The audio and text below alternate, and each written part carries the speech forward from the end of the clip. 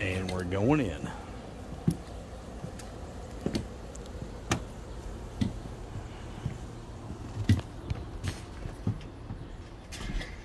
I'm right behind you, bub. Okay. Y'all can grab a seat in the living room.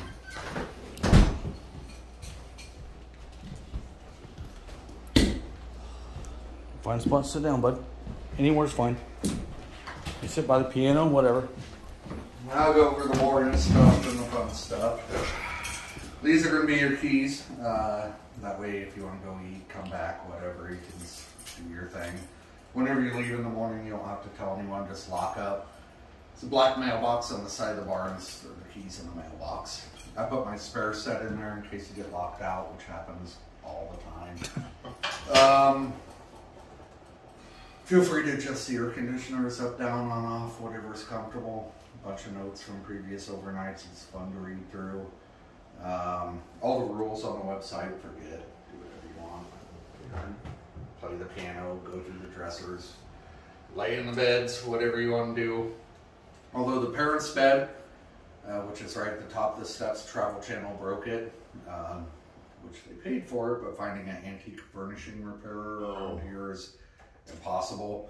It's propped up with an ice cream bucket right now, so I wouldn't sit on that one, but sit on whatever else. Anytime I've investigated, I just lock the kitchen door, and I've been in the kitchen where somebody's knocking at the door, staring right at me, and I just walk in the other rooms. Like, I couldn't even entertain it. Like, oh, I drove a long way to go somewhere, you know, to see the house. Like, you drove a long way to go somewhere else. We probably would have looked at the website. So. We'll probably go in shifts, you know what I mean? Yeah. Do it the best way we can to get EVPs and what's not, yeah. Every overnight goes, if we need you, do we call the cop? Or if we need the cops, do we call you? No, call the cops. Same phone number, which nobody's ever needed that. And that's it with like the boring stuff. You guys all familiar with the history? Pretty well. Yeah, I think most of us are. I mean, Danielle's not. Okay. Well, so basically, June 9th, 1912, town has a church service, which got over about 10 p.m. The Moores come home with Ina and Lena Stillinger, two friends that stayed the night. Next day, Mary Peck and the neighbors up at 5 a.m. By 8:30, she's just like, something's not right. So she got a relative, Ross Moore, to use his key on this door. He lights a match, walks into this room. This is where Ina and Lena, the two friends, were found. He runs out, says something terrible's happened. They go upstairs, find the Moore family. So 8 total, 6 kids, sadly, 2 adults. The axe is left down here, bacon on the floor, mirrors covered with sheets, half-eaten food at the table where this person made a meal, bloody water, cigarette butts, footprints, all destroyed by half the town. And that started sort of a 5-year witch hunt. 5 years of gossip in a small town about a murder. Give me a break. Like, everybody in town were suspects. In 1918, a minister named Reverend Kelly confessed to it. Said voices told him to kill. A shadow gave him the axe. He climbed Jacob's ladder to heaven, killed everyone. Then he said he didn't. Then he said he worked for the Queen of England. Tried him for the death of Lena, hung jury, death of Ina, full acquittal. So I was always cold case. We have no idea at all what happened. So in 94, town was going to bulldoze it, and Darwin bought it to go with this museum he had in town. And his big idea was school tours, like once a year. Darwin filled out the grants for half these buildings in town. He had his hand in the Johnny Carson birthplace in Corning. Like, this is what he did. People start staying the night. Here come all the TV shows. One day somebody goes, hey, can I see the inside? $10. Okay. Guess that's happening now, you know, so within a month, Travel Channel did the top 10 most terrifying. Here comes Paranormal State, Ghost Adventures, Ghost Lab, Dead Files, Kindred Spirits, Destination Fear, BuzzFeed. Now we're doing the Sam and Colby's, the YouTubers. I have no idea who these people are, but 20 years ago, Darwin never locked this house up, which is crazy to think about today. I walk in to clean one day, some guy's walking around upstairs. I'm just like, obviously we're not open. Still walking around. Get out. I figured that was pretty self-explanatory. Still walking, I go up to boot this guy out, or nothing. So I go to the bar after work, and the guys are, house is making noises. It's like, I'm not a 2-year-old. I know what a footstep is at this point in my life. So I've done over 700 overnights alone in the house since then. I mean, the best I can say is people aren't stupid. The overnights would have fizzled out 15 years ago, and it's always 6 months out, you know. A lot of return people. In the last month, I had a homicide detective out of Miami, cops from Minnesota, professing staff from UNO, like people that aren't going to be afraid because it's dark and imagine things and give me a break, you know. Seems like these 2 rooms are almost safe zones. This room's really good. Probably 90% happens upstairs for sure. What works best? I found 2 patterns. And I've looked for 20 years for patterns and birthdays, anniversaries, moon phases, storms, the eclipse. If nothing's happening, one thing that I found, or 2 things I found, as far as guys, it was started with me and my buddies in the bar, and dare you to go sit 20 minutes in the house by yourself. So that proceeded to turn into putting a chair in front of the attic with the open doors of the attic. Is like you're exposed to it, but you're back to it. We turned that into tied to the chair, tied and blindfolded, like we just kept upping each other. Stuff always happened. And it's just like, I don't care who you are, it's terrifying to do that. And it just feeds off that fear. As far as females, I had a little old lady come once that she goes, I don't want to tour, I just want to give the killer a piece of my mind. Like, that's what I said I was going to do. So we'll see if I go that far. But so I'm just like, whatever, it's not lady, good to do go that, for though. it. She goes up into the attic and she starts just cussing up a storm. You son of a blank, blah, blah, blah. You're not even man enough to, I ain't even going to say what she was saying. I was like, yo, somebody needs to get grandma rounded up. You know? She comes down, she goes, thank you. Off she went. And so I go straight up to the attic. Bad vibes. Mm-hmm. So if there's a dirtbag male entity from the 1900s hanging out up there, having a woman trash talk it, wouldn't have went over back in those days. Not at all. Yeah. So ladies, take every guy that's ever screwed you over, harness that energy, and unleash the fury. So, yeah. I've already said I'm going to try to provoke Reverend Kelly. I've got for sure. I've got him on my mind. I have since the beginning. I know they talk about that Mueller. I think that's bullshit. Everything about Kelly. Yeah. You know, I mean, everything from the left hand to the time he was in town to the confession to the fucking sending a shirt to be cleaned in fucking Omaha. Yeah. Bullshit. Was he the traveling? Yeah. Okay. And he was a pervert anyway. They said he was looking in windows. And when I heard about the slab of the bullshit that I heard about that went on in that room at that night, if it ain't Reverend Kelly, I don't know who the fuck it is. But And I found an old detective note, like long lost forever. South Dakota, this lady wakes up in the middle of the night and she goes to the bathroom. Kelly's sitting at her dinner table, sitting there. She's like, hi, can I help you? And he goes, the killer in Villisca made a big mistake, and starts getting all weird. And he said, the killer has a compulsion and can't help it, therefore we should all have pity on this poor guy. We should really pity the guy that did this, everyone. I was going to say we should pity a guy that killed 6 kids with an axe. I was going to say, yeah. None of my So friends. Didn't he kill him with the blunt end? Mm-hmm. Yeah.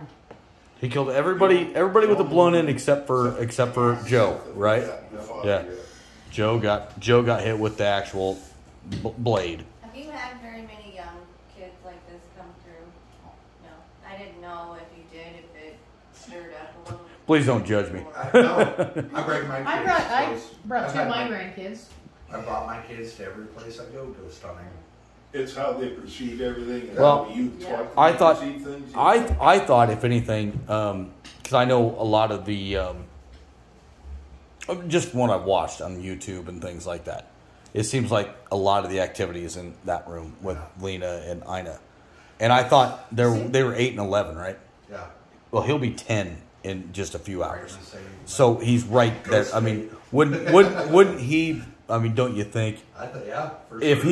he could talk to him, maybe they might, you know what I mean? They might show a little bit more than someone like me. I'm an adult male. That's what they died by. Yeah. You know, you want someone their age, and he's not afraid. He's Are look they at him, gonna, like, but play with him or me. Like, right. If I was a kid from 1912 looking at myself, like, roll the ball, little kid. Yeah. So I mean, I I thought if anything, maybe he could make some contact with the girls, and for sure. we might get, even if we just get a couple EVPs. That's all I care about. Might be a I whole don't different- want anything to show up and pop up and boo, that kind of stuff. we But brought EMF meters. yeah, we're doing the best we can. We're not professional ghost hunters by any means. Board go over? I've used the Ouija board so many Because times I brought in one this back, house. brand new. It's here. Yeah.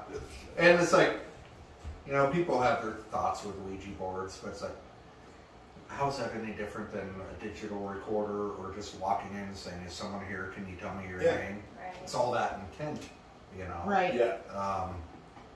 I I think just- it's just the mysticism of it being from so far back and whatnot. And so I was at a place, and I thought, let's do a seance.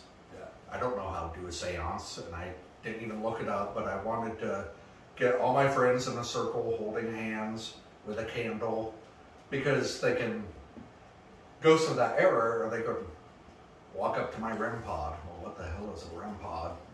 But if they see that imagery, they know exactly what you're doing. Same with the Ouija board. That's they're going to know exactly you're trying to contact the dead.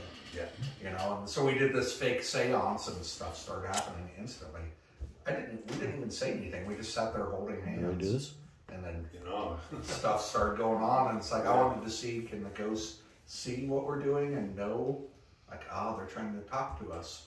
So we'll, I've had thousands of dollars of equipment. I've sold it all. I just go in with a cheapo digital recorder anymore. Just going au natural. Yeah.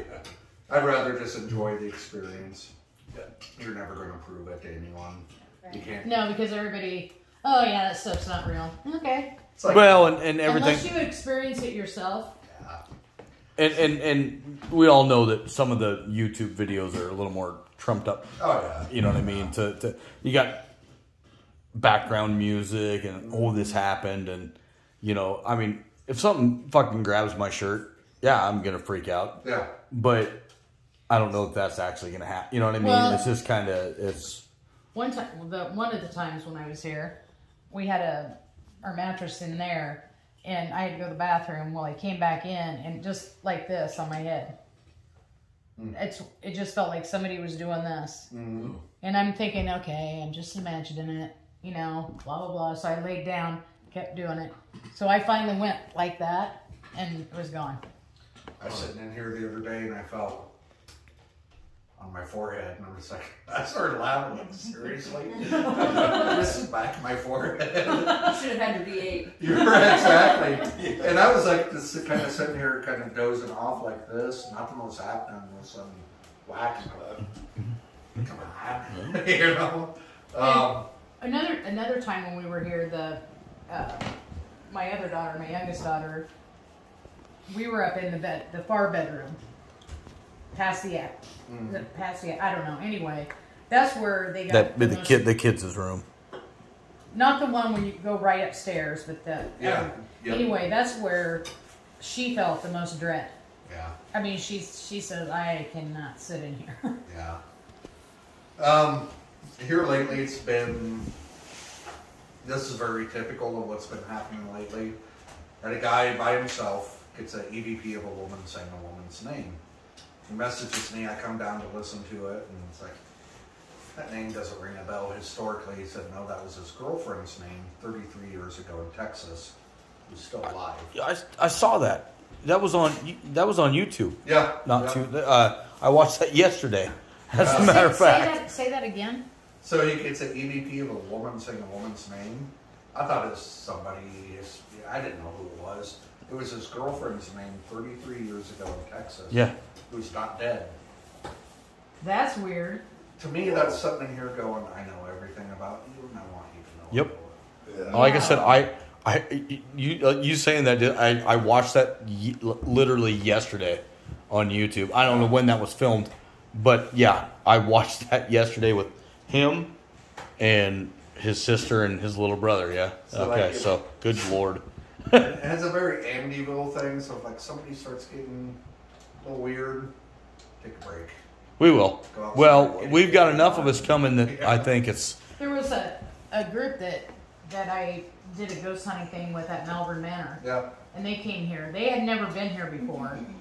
And they were asking me about it. And so then they came and then they did the live video. And the lead guy, I can't remember his name. Anyway, he said he had to keep going outside. Yeah. And he kept getting drawn back to the attic. And then he had to go back outside because he said it was so mentally. Yeah, and that's like a lot of what, so like, you know, if somebody gets weird, just watch each Yeah, it's other, pretty buddy good. system, you know. We will, and it's one of those things. So, like I said, we watched so many of the videos, you know, and stuff, and so it's not like we don't know who you are, you know, or this house. Yeah. And you know, speaking of Malvern, it's funny because I grew up in Malvern. I was 3 years old. We lived just up the street from Malvern Manor. Oh, wow. My dad was the basketball coach, the baseball coach, the football coach, and the history teacher. In Malvern? In Malvern in 1975, 76. And we babysat, my mom did, for a kid that was named Chris Sharp. And if he watches this, he'll know. But they lived right across from Malvern Manor. And Bob Sharp, which was Chris's dad, which he even talked about. Chris used to have this imaginary friend that that he would go across the street to Malvern Manor and talk to and describe this person. Yeah. So I mean, and this goes back to the 70s when, like I said, when we were little kids, and I never knew about that until Nick did the actual Malvern Manor thing. And I think you were there with that. Yeah. But when Nick actually did the Malvern Manor, I put it on Facebook for a lot of friends that grew up during the 70s when my dad coached them and they played football and basketball. What's that? Runs the place. I don't know who runs it now. Josh Hurd. You should tell them that story. Josh Hurd? You'd love Okay. to hear it. Well, I mean, because I'm talking. They would know. They would know. You can get in the car. It's unlocked. It's unlocked. But like it was Ed Blackburn. Let's see. God. I'm trying to think of the rest of the guys that my dad coached.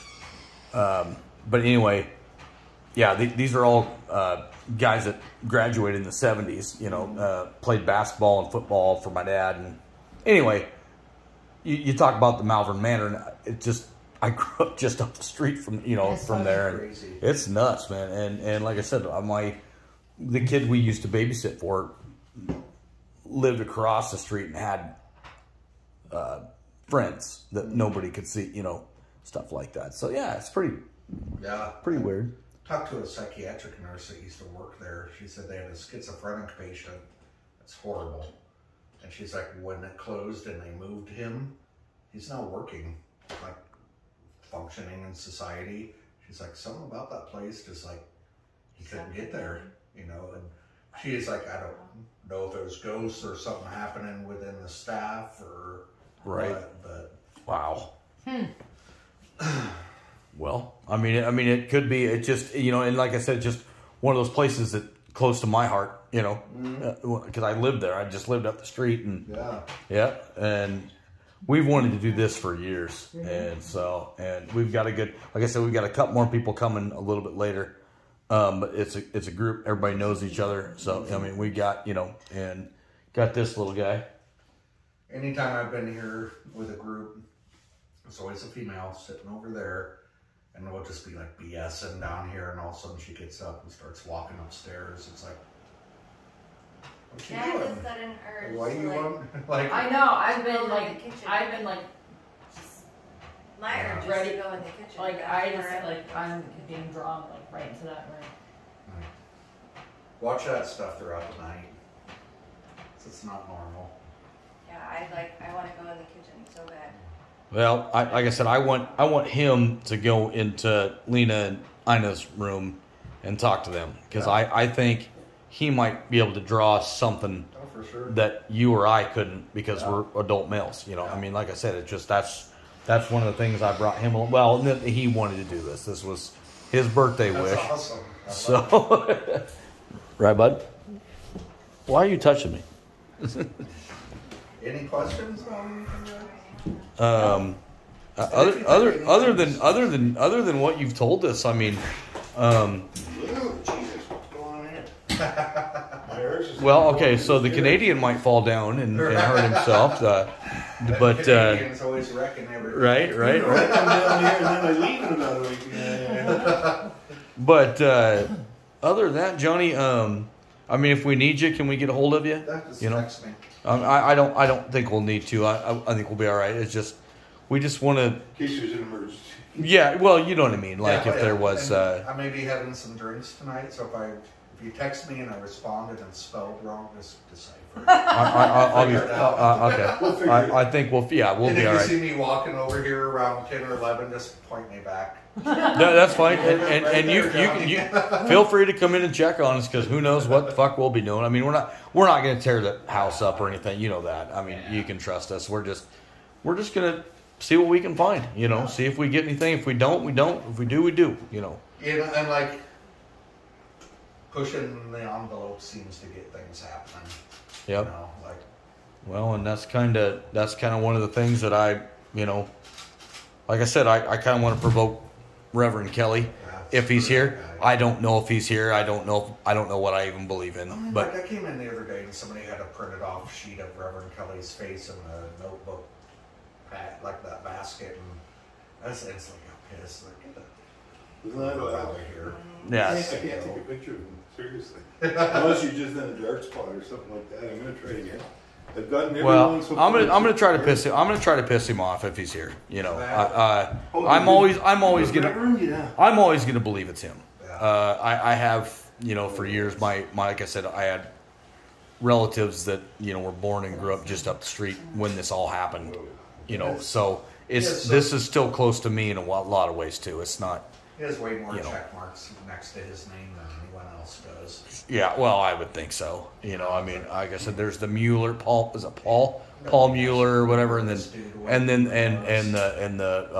whatever the guy that was the Joe, yeah, Jones is they walked by each other and didn't speak on the street. You're not gonna pull some shit like that over. No, I'm just going bullshit. to talk to him. Yeah, right. Yeah, you ain't gonna put. You're not gonna kill children. And In a situation so this man like from the train idea of the early traveling, Taylor, Kansas, Colorado Springs, Monmouth, like all these other towns that knew about this, they all came here and had like a big 2-day summit with the law enforcement to see if it was all connected. They left at the top going, probably not. Yeah.